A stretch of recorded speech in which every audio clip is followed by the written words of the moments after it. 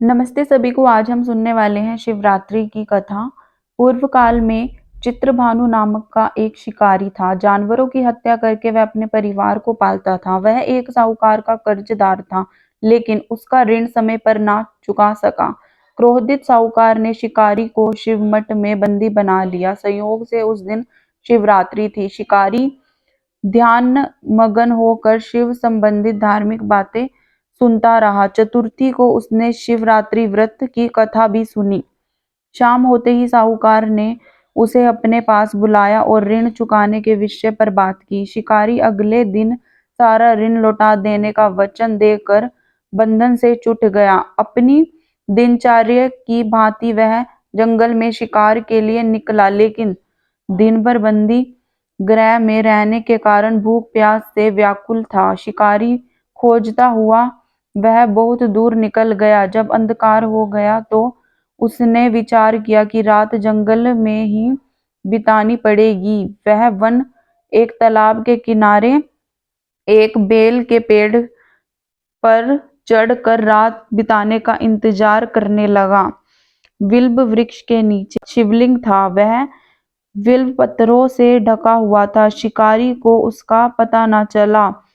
पंडाव बनाते समय उसने जो टहनियां तोड़ी वह संयोग से शिवलिंग पर गिरती चली गई। इस प्रकार दिन भर भूखे प्यासे शिकारी का व्रत भी हो गया और शिवलिंग पर बेलवत्र भी चढ़ गया। एक पहर रात्रि बीत जाने पर एक गर्भिणी हिरनी तालाब पर पानी पीने पहुंची। शिकारी ने धनुष पर तीर चढ़ाकर ज्यों ही प्रंचता खींची, हिरनी बोली, मैं गर्भवती हूँ, शीघ्र ही प्रसव करूंगी। तुम एक साथ दो जीवों की हत्या करोगे, जो ठीक नहीं है। मैं बच्चे को जन्म देकर शीघ्र ही तुम्हारे समक्ष प्रस्तुत हो जाऊंगी, तब मार लेना। शिकारी ने प्रंचल ढीली कर दी और हिरनी जंगली झाड़ियों में लुप्त हो गई।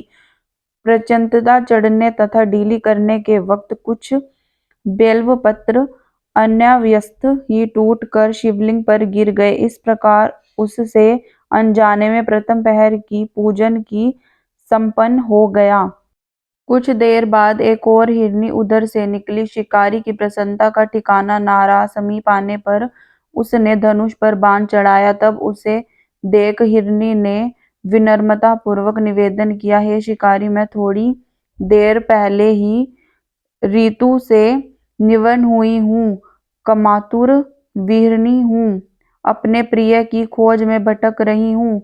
अपने पति से मिलकर शीघ्र ही तुम्हारे पास आ जाऊंगी। शिकारी ने उसे भी जाने दिया। 2 बार शिकार को खोकर उसका माथा ठनका। वह चिंता में पड़ गया। रात्रि की आखिरी पहर बीत रही थी। इस बार भी धनुष से लगकर कुछ बेलपत्र शिवलिंग पर जा गिरे तथा दूसरे पहर की पूजन भी संपन्न हो गई। तभी एक अन्य हिरनी अपने बच्चों के साथ उधर से निकली। शिकारी के लिए यह स्वर्णीय अवसर था। उसने धनुष पर तीर चढ़ाने में देर नहीं लगाई। वह तीर छोड़ने वाला था कि हिरनी बोली, हे शिकारी, मैं इन बच्चों को उनके पिता के हवाले करके लौट आऊंगी। इस समय मुझे मत मारो। शिकारी हंसा और बोला, सामने आए शिकार को छोड़ दूं? मैं ऐसा मूर्ख नहीं। इससे पहले मैं 2 बार अपना शिकार खो चुका हूँ। मेरे बच्चे भूखे प्यासे व्यर्थ हो रहे होंगे। उत्तर में हिरनी ने फिर से कहा, जैसे तुम्हें अपने बच्चों की ममता सता रही है, ठीक वैसे ही मुझे भी। हे शिकारी, मेरा विश्वास करो, मैं इन्हें इनके पिता के पास छोड़कर तुरंत लौटने की तुम्हें प्रतिज्ञा करती हूँ कि मैं तुरंत ही लौट आऊंगी। हिरनी का दुख भरा स्वर सुनकर शिकारी को उस पर दया आ गई और उसने उसे मर्गी को भी जाने दिया। इस बार फिर से उसने अपना शिकार खो दिया। शिकार के अभाव में तथा भूख प्यास से व्याकुल शिकारी अनजाने में ही बेलपत्र पर बैठा बेलपत्र तोड़ तोड़ कर नीचे फेंकता जा रहा था। वो फटने को हुई तो एक हृष्ट-पुष्ट मृग उसी रास्ते पर आया। शिकारी ने सोच लिया कि शिकार को वह अवश्य करेगा। शिकारी की तनी प्रज्ञता देखकर मृग विनती स्वर से बोला, हे शिकारी, यदि तुमने मुझे पूर्व आने वाली 3 मृगियों तथा छोटे छोटे बच्चों को मार डाला, तो मुझे भी मारने में विलंब ना करो, ताकि मुझे उनके वियोग में एक क्षण भी दुख ना सहना पड़े। मैं उन हिरनियों का पति हूँ। यदि तुमने उन्हें जीवन दान दिया है, तो मुझे भी कुछ क्षण का जीवन देने की कृपा करो। मैं उनसे मिलकर तुम्हारे समक्ष उपस्थित हो जाऊंगा। मृग की बात सुनते ही शिकारी के सामने पूरी रात का घटना चक्र घूम गया। उसने सारी कथा मृग को सुना दी। तब मृग ने कहा, मेरी तीनों पत्नियां जिस प्रकार प्रतिज्ञाबद्ध हो गई हो, मेरी मृत्यु से अपने धर्म का पालन नहीं कर पाएंगी। अत्यंत जैसे तुमने उन्हें विश्वास पात्र मानकर छोड़ा है, वैसे ही मुझे भी जाने दो। मैं उन सब के साथ तुम्हारे सामने शीघ्र ही उपस्थित होता हूँ। शिकारी ने उसे भी जाने दिया। इस प्रकार प्रातः हो गई। आई उपवास, रात्रि जागरण तथा शिवलिंग पर बेलपत्र चढ़ने से अनजाने में ही वह शिवरात्रि की पूजा पूर्ण हो गई। पर अनजाने में ही हुई पूजन का परिणाम उसे तत्काल मिला।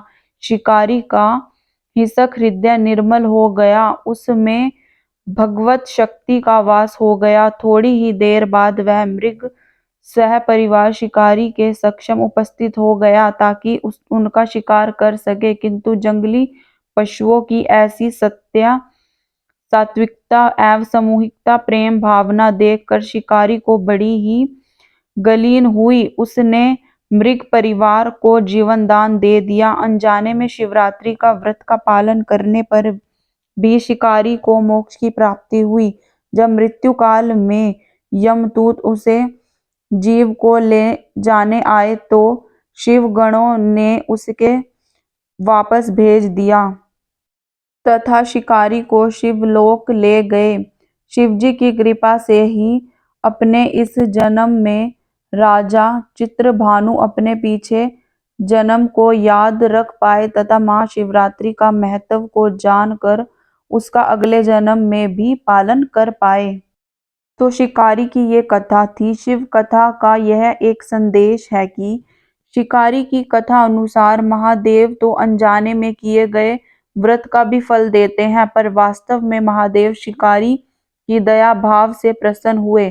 अपने परिवार के कष्ट का ध्यान होते हुए भी शिकारी ने मृग परिवार को जाने दिया। यह करुणा ही वास्तव में उस शिकारी को उन पंडित एवं पुजारियों से उत्कृष्ट बना देती है, जो कि सिर्फ रात्रि जागरण, उपासना एवं दूध दही बेलपत्र आदि द्वारा शिव को प्रसन्न कर लेना चाहते हैं। इस कथा से सबसे महत्वपूर्ण बात यह है कि इस कथा में अनजाने में हुए पूजन पर भी विशेष बल दिया गया है। इसका अर्थ यह है कि शिव किसी भी प्रकार से किए गए पूजन को स्वीकार कर लेते हैं, अथवा भोलेनाथ जाने या अनजाने में हुए पूजन में भेद नहीं कर सकते। वास्तव में यह शिकारी शिव पूजन नहीं कर रहा था। इसका अर्थ यह हुआ कि किसी भी तरह किसी फल की कामना भी नहीं कर रहा था। उसने मृग परिवार को समय एवं जीवन दान दिया, जो शिव पूजन के समान है। शिव का अर्थ ही कल्याण होता है। उन निरीह प्राणियों के कल्याण करने के कारण ही वह शिव तत्व को जान पाया तथा उसका शिव से साक्षात्कार हो गया। परोपकार करने के लिए महाशिवरात्रि का दिवस होना भी अवश्य नहीं है। पुराण के 4 प्रकार से शिवरात्रि पूजन का वर्णन है: मासिक शिवरात्रि, प्रथम आदि शिवरात्रि तथा महाशिवरात्रि। पुराण वर्ण्य अंतिम शिवरात्रि है, नित्य शिवरात्रि है। वस्तुतः प्रत्येक रात्रि ही शिवरात्रि है। अगर हम उन परम कल्याणकारी आशुतोष भगवान में स्वयं को लीन कर दे तथा कल्याण मार्ग का अनुसरण करें, तो शिवरात्रि का सच्चा व्रत लगता है। तो इसी तरह से हमें सभी पर कृपा बरसानी चाहिए, कल्याण करना चाहिए, लोगों पर दया भाव रखना चाहिए, और भगवान शिव की आप पर यूं ही कृपा बनी रहेगी अगर आप सब पर परोपकार दिखाते रहेंगे। धन्यवाद।